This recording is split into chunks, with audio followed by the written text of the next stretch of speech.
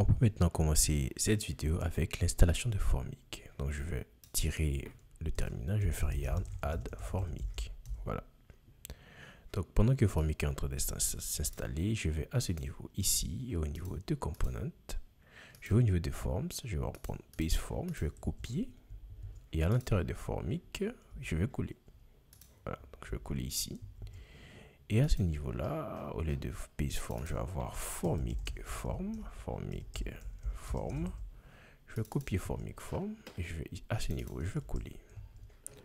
Ensuite, je me rends au niveau de app.js, donc je vais faire CTRL-P app.js. Au lieu de base form, j'aurai Formic form, voilà, qui sera déjà pris tout en haut, importé plutôt tout en haut. Donc j'ai Formic form, je me rends au niveau à ce niveau et au lieu de inscrivez-vous, je vais plutôt mettre Formic form pour qu'on soit sûr qu'on a Formic. Donc je vais mettre Formic form. Voilà, j'enregistre et je vois bien que j'ai Formic form. Donc Formic a été pris en compte. On peut maintenant commencer. Donc premièrement, comment est-ce qu'on peut valider ce formulaire avec Formic?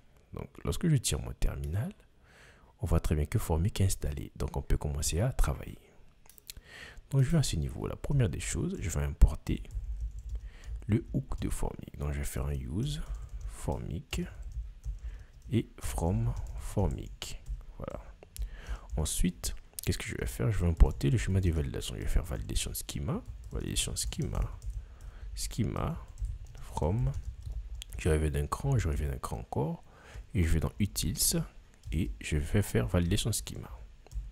Ensuite, je vais importer le register. Je vais faire register from.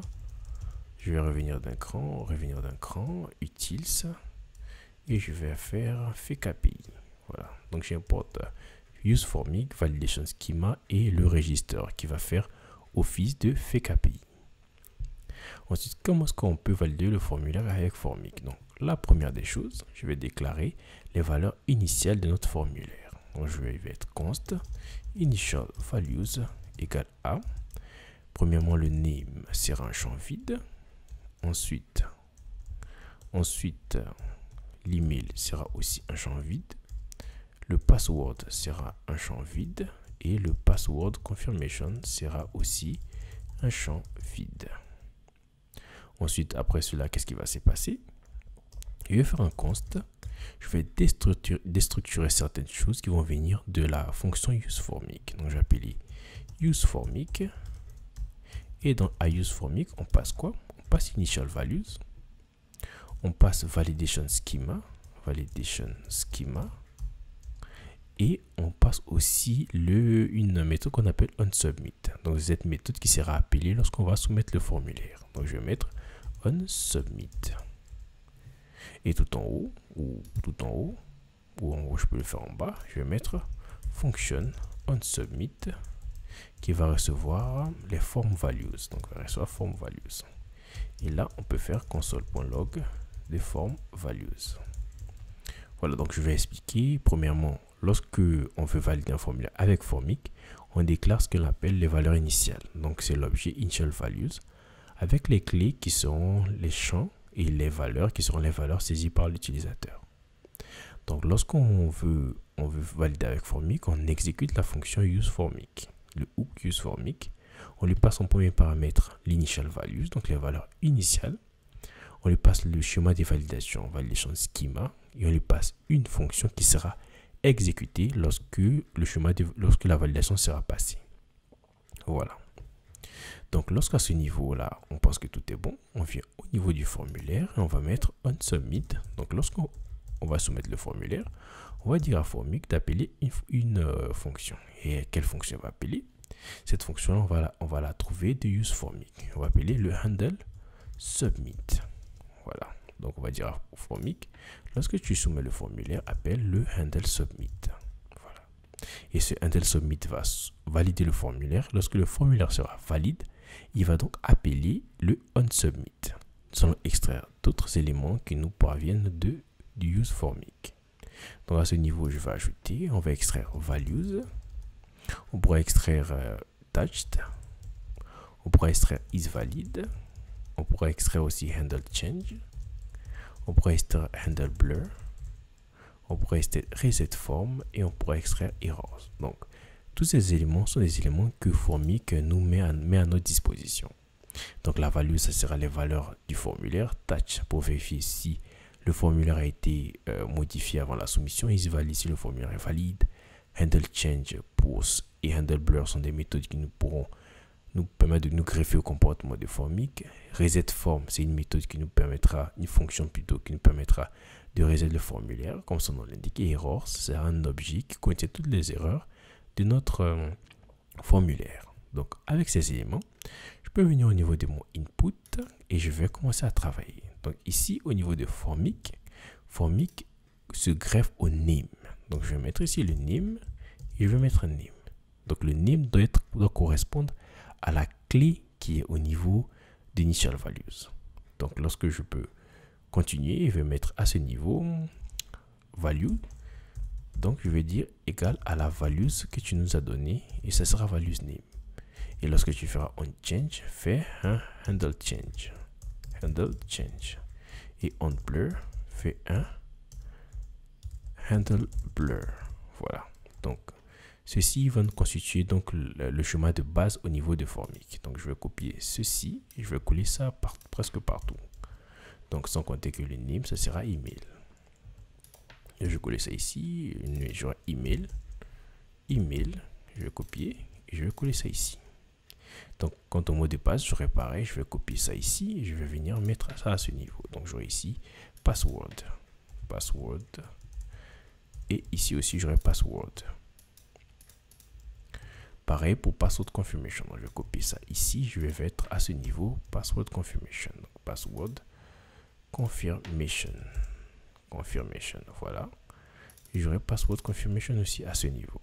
Donc, je pense que Formic peut maintenant contrôler nos différents champs.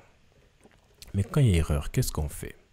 Donc, ici à ce niveau, je vais mettre une condition pour afficher les erreurs. Donc, je vais dire à Formic, si ce champ est touché, donc si plutôt le input, donc si touched le name et errors de name, dans ce cas, tu m'affiches celui-ci, sinon tu m'affiches un champ vide. Et un error message, ça sera quoi? Ça sera errors.name. Voilà.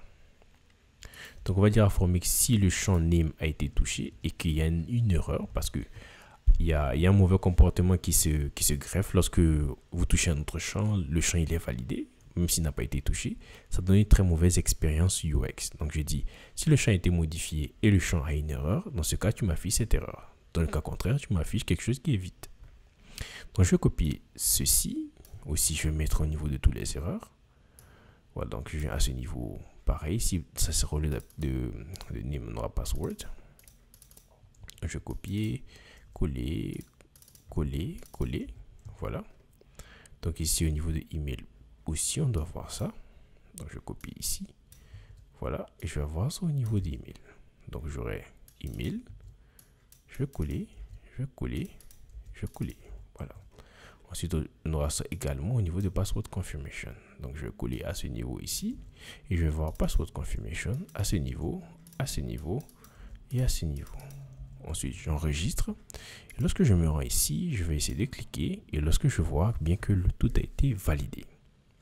Donc, lorsque j'essaie ici de modifier, on voit bien que les mots de passe ne correspondent pas. Si j'essaie de taper, on voit bien que ici, le mot de passe donc contient 8 caractères. Lorsque je tape ici, on voit bien entrer une adresse mail correcte. Donc, on peut valider notre formulaire. Voilà. Donc, lorsque je clique sur inscrire, on voit très bien que le bouton est cliquable. Donc, ici, on va venir dire à ce bouton, tu seras disabled à deux conditions. Soit le formulaire n'est pas valide, ou on est en train de soumettre le formulaire. Donc, comment est-ce qu'on sait qu'on est en train de soumettre le formulaire? Le hook de Formic nous donne une propriété qui est isSubmitting. Donc, le formulaire est en train d'être soumis. Donc, lorsque je reviens tout en bas, Donc, le bouton sera disable, soit si le formulaire n'est pas valide ou on est en train de soumettre le formulaire. Is submitting. Voilà. Donc, lorsque je vais à ce niveau, je vois très bien que lorsque je clique, il n'y a plus rien. Donc, je vais ajouter un petit style pour qu'on puisse faire la différence. Donc, je vais aller au niveau d'index.css. Donc, je vais mettre btn. Et je vais mettre, lorsqu'il est disabled, on dira apply. Et on mettra bg gray, on va dire 500. Voilà. Donc, lorsque le bouton est disable, on va changer le background. Donc, je vais le fond. Donc, je vais rafraîchir la page. Et lorsque je clique, et lorsque on voit bien que lorsqu'il est disable, ça a changé. Et on voit bien que les différents éléments, les différents messages d'erreur provenant du schéma de validation sont écrits. Mais que va-t-il se passer si notre formulaire se passe bien? Si je mets par exemple ici Juvenal. Donc, je vais venir déjà à ce niveau, au niveau de Formic Form, et je vais enlever l'erreur. Voilà. Donc, on sait que ça peut être possible. On va enlever. Je vais mettre Juvenal. Et ici, je vais mettre Juvenal. Voilà, donc, je vais faire juvenal@email.com. Au niveau du mot de passe, je vais mettre je suis test. Je vais mettre je suis test. Voilà. Donc, on va obtenir que tout est bon. Et lorsque le formulaire a été bien validé, on voit que tout va bien. Donc, lorsque je clique sur s'inscrire, je vais cliquer sur inspecter. Je vais à ce niveau, je vois très bien que j'ai mon objet, j'ai mon form value. Donc, tout est bon. Donc, je vais fermer à ce niveau et on va continuer. Donc, je vais tout en haut. Au niveau du hot submit, je vais ajouter 5 ici pour dire que ce sera une fonction asynchrone. À ce niveau, je vais faire un try. Je vais faire un catch de error. Voilà.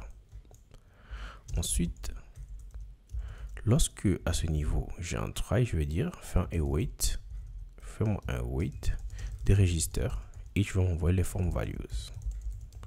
Ensuite, lorsque tout se passe bien, je vais me faire juste un alerte de l'inscription a été bien effectuée. Sans oublier que le formulaire doit être reset. Donc, on va faire un reset form juste tout en haut. Reset form. Voilà, donc tous les champs seront vidés. Par contre, si j'ai des erreurs, donc j'aurai beaucoup d'erreurs. Donc, je vais faire un console.log ici pour voir ce qui va se passer. Donc, je vais faire console et on va faire erreur. Voilà. J'ai par exemple des erreurs côté serveur, c'est-à-dire que j'ai soumis une mauvaise valeur ou bien j'ai utilisé une adresse mail qui appartient déjà à un utilisateur. Qu'est-ce qui va se passer? Lorsque je viens ici, au lieu de Juvenal, je vais faire test@email.com. On va dire, grosso modo, ça passe. Lorsque j'ajoute ici 2, j'ajoute ici A, bon, tout se passe bien, mais lorsque je vais rafraîchir, parce que submitting était toujours à true. Donc, on va refaire. Je vais faire Juvenal. Ou plutôt test@email.com. Je vais mettre mon mot de passe. 7,8. Je vais mettre le mot de passe. Et lorsque tout est bon, je vais cliquer sur s'inscrire. On voit bien que le formulaire est soumis. Donc, on voit bien que toute la soumission a été terminée. Lorsque je viens à ce niveau, pour inspecter, je vois bien que j'ai errors. Donc, lorsque j'envoie test@email.com, comme on l'avait fait au niveau de l'API, on voit bien qu'on a une erreur. Donc, comment est-ce qu'on va avoir cette erreur réaffichée à l'utilisateur quand il y a une erreur de type server-side, donc renvoyée par le serveur? Donc, je vais fermer ici. Je me rends au niveau de du code. Et il y a un autre champ que Formic nous donne, une autre fonction, c'est set field error. Donc, il permet de mettre manuellement les erreurs. Et à partir des erreurs, on a errors. Donc, on a une clé errors. Donc, on va déstructurer. Et qu'est-ce qu'on va faire? On va faire une petite boucle. On va dire for key, for let key.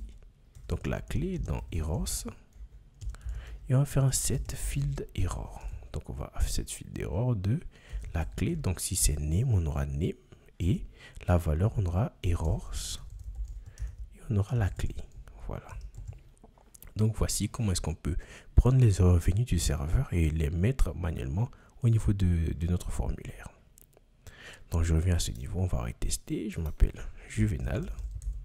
J'ai test@email.com.